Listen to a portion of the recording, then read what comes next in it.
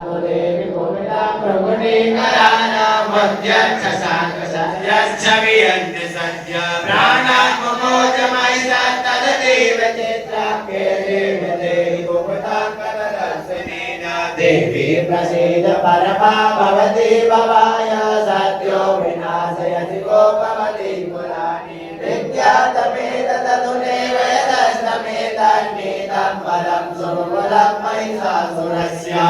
सम्मता जनपदे सुधनानि देशाप्ते काव्यशासन च सीतति धर्मवर्ग धन्यास्त एव निवृत्तात्मजवृत्तिधारा एषा बुधयदा भवति प्रसन्न धर्माणि देव सकलानि सदैव कर्म व्यत्याधता प्रतिदिनं सगति करोति स्वर्गं प्रयाति जनो भवति प्रसादा लोकत्रये विफलदाननुदेवितेन